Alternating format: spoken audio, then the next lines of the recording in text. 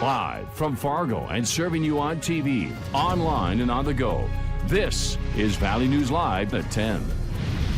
The hardware is home as the national champion dance team from West Fargo returns to cheers from family and friends at Hector International Airport. The West Fargo Pacatanas won the national award over the weekend in Orlando, Florida. And as you saw, they just arrived home moments ago to a very joyous sight for all involved. And that includes our very own Katie Opperly, who joins us live now from the airport. And Katie, I hope you can hear me amongst all that screaming and yelling. Absolutely, Mike. I'm here at Hector International Airport where the West Fargo dance team just arrived moments ago. I'm joined by head coach Shayla. Shayla, tell me, how are you guys feeling arriving home as champions? I mean, it's a remarkable feeling. We've been working for this for 14 years. So just to be home and have this accomplishment with us, with our family, friends, alumni, the support is just, it's a remarkable feeling. It's great. And really, what does this mean for you and for your girls that are standing here with us? I mean, it's our team goal. This is what we work for every year, and so it means the world. And just to make, like I said, this accomplishment is unreal. It's unreal. All right, well, thank you, Shayla, and thank you so much. Congratulations to you all. Reporting live in Fargo, Katie Opperly, Valley News Live. A lot of fun there. Thank you so much, Katie. You can watch the champions this weekend at the West Fargo Dance Show. And to learn more about that, go to the Valley News Live app. President Donald Trump addressed lawmakers and the nation in a speech the White House titled The Great American Comeback. The president outlined his achievements on the eve of Senate votes in his impeachment trial. Skylar Henry reports from Capitol Hill. Madam Speaker, the President of the United States. President Trump walked into the House chamber where he was impeached in December to deliver his third State of the Union address. Our country is thriving and highly respected again. The president made no mention of his impeachment trial, which is headed toward a likely acquittal in the Senate on Wednesday. Instead, he stayed focused on his administration's achievements like the economy. If we hadn't reversed the failed economic policies of the previous administration, the world would not now be witnessing this great economic success. President Trump touted military successes, like the killing of Iran's top general and the appointment of conservative judges. We have confirmed a record number of 187 new federal judges to uphold our Constitution as written. President Trump also presented the Medal of Freedom to conservative radio host Rush Limbaugh, who is being treated for stage 4 lung cancer. President Trump also discussed outstanding priorities like infrastructure and lowering the cost of prescription drugs. Get a bill on my desk and I will sign it into law immediately. House Democrats chanted H.R. 3 in support of their prescription drug bill. House Speaker Nancy Pelosi and dozens of Democratic women wore white in honor of the suffragist movement. A handful of their party colleagues boycotted the address. Skylar Henry, CBS News, Capitol Hill. President Bill Clinton also delivered a State of the Union address during his impeachment trial. That was in 1999 and made no mention of it in his speech. Traffic is flowing again after a two-vehicle crash on 52nd Avenue South and University Drive around 7 this evening. One vehicle rolled, the other had front-end damage. We're told 2 people have minor injuries. Police diverted traffic for about an hour while crews cleaned up the scene. Mall safety is the top priority among shoppers after this brawl broke out between teenagers in West Acres over the weekend. In the last 2 weeks, there have been at least 2 fights inside West Acres, according to management. A witness says the incident you're looking at lasted between 5 to 10 minutes. At times, the teens were grabbing chairs and throwing them at each other in the food court. Another punching someone on the floor.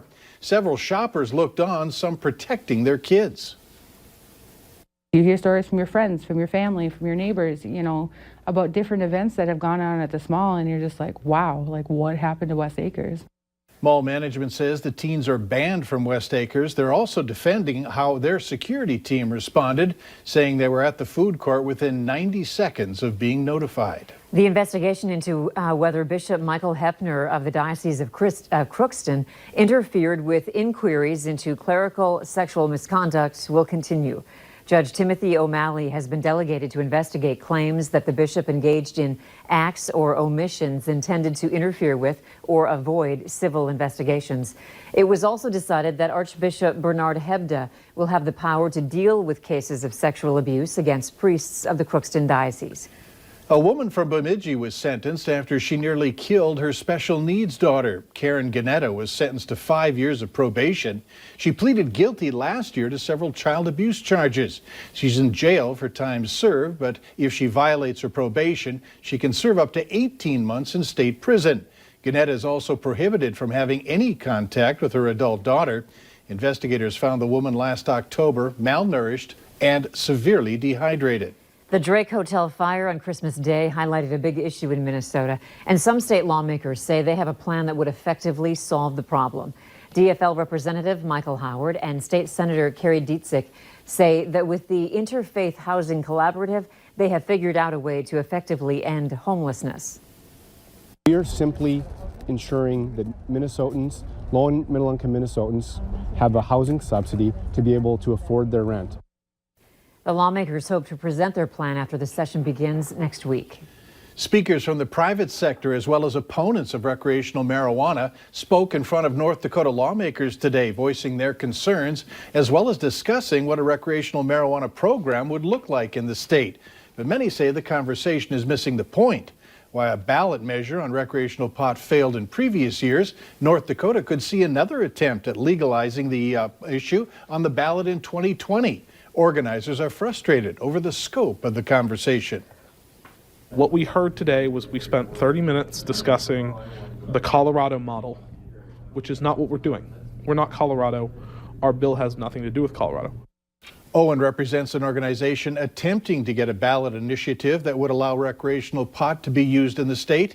He says they've gathered more than 10% of needed signatures. Store shelves in the valley have been picked clean as people buy face masks to protect themselves and others. Valley News Team's Katie Opperly hears from stores as they try to restock their shelves and asks experts if buying these masks are worth the money. People are hitting the stores in search of face masks. Some are even taking to hardware stores. It hasn't started much until this week, but just a few people, and I have a hunch as they run out of more traditional sources, I have a hunch we'll be even busier. Farron Jursted at Shields Home and Hardware says they are currently sold out of multiple types of masks, including a type that is proven to have some protection level, the N95. Either they're shipping them or just for their general protection, buying the 3M N95 masks. Before you head to the store, experts warn that you should first ask yourself why you are buying the mask. Doctors say that a mask does have health benefits. There's benefit to the person wearing the mask, not spreading the virus when they cough or sneeze. There's benefit to the person wearing the mask that's not sick, in that it creates a barrier, and it's remarkable how often we touch our mouth and our nose during the day. However, doctors say it does not stop the virus from getting to you, especially if you're looking to stop the coronavirus. Virus is about 0.1 micron to 0.2 microns across. And even an N95 mask, the ones that we wear when we're talking about tuberculosis and things like that, that's not going to stop that. Hamilton recommends that you just stay aware. Don't touch your face throughout the day. Wipe down areas you may have touched when you were sick. And as always, wash your hands to protect yourself and others. In Fargo, Katie Opperly, Valley News Live. Dr. Hamilton also stresses that there are many other ways that we have to worry about other than the coronavirus, such as the flu, RSV, and other viruses. Good health practices are always advised. A spokesman for Macy's in Fargo indicated tonight that the store here is not among those planned to be shut down over the next 3 years. The company announced today it will shutter 125 stores and slash about 2,000 corporate jobs. The plan includes exiting weaker shopping malls. Macy's will instead shift its focus toward opening smaller format stores in strip malls. Fargo police have a new addition to their canine unit. That's Finn, He is a 1-year-old Belgian Malinois. He was purchased through a partnership with the Fargo Dome and will be the area's first explosive detection dog. Valley News Live 10 at 10 continues with no wait weather. Well, today, certainly cool with a low temperature of 9 below zero. We're in the teens, so below average high temperatures in Grand Forks and in Fargo. And tonight, now, some high clouds starting to drift in, and temperatures, well, we've slowed our retreat a little bit. 7 degrees, it feels like 5 below zero with those southerly winds that are going to take hold through the rest of the night. Those north winds throughout the day kept temperatures really at bay, but the sunshine felt marvelous out there. 1 below zero, the cold spot right now near Thief River Falls. 2 below, also pretty chilly up there in Badette with 3 in Bemidji. It's 10 degrees warmer than that in both Devil's Lake and Jamestown.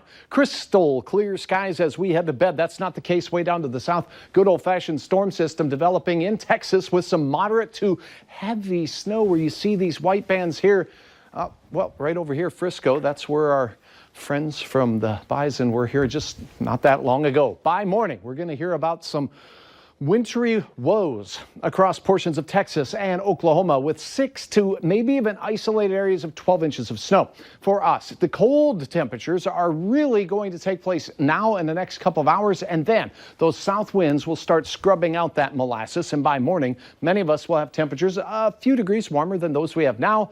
But it will be wind chilly for your bus riders in the morning. Make sure they're wearing a coat and a hat because wind chills with 15-mile-per-hour winds will still be near or just below zero in many locations. Now, as we go through the midday, again, we promise some sun out there. North, though, if we look up there at midday hour, those clouds will be starting to scoot down along the leading edge of a cold front. So temperatures will make their way up to the 20s, but in the afternoon, you see some yellow arrows here. That means some gusts will be over 25 miles per hour through the afternoon in the Southern Valley. Not as strong for the winds north of Highway 2, but the clouds will start moving in.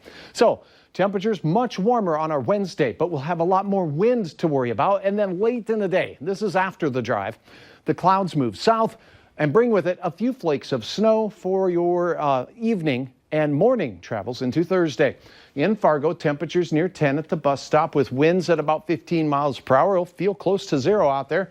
Then going through the afternoon, temperatures rise into the mid, briefly upper 20s, but winds will be gusting into the upper 20-mile-per-hour range as well. And as we go through the evening, a slow decline in temperatures thanks to those clouds, but the decline continues into late week.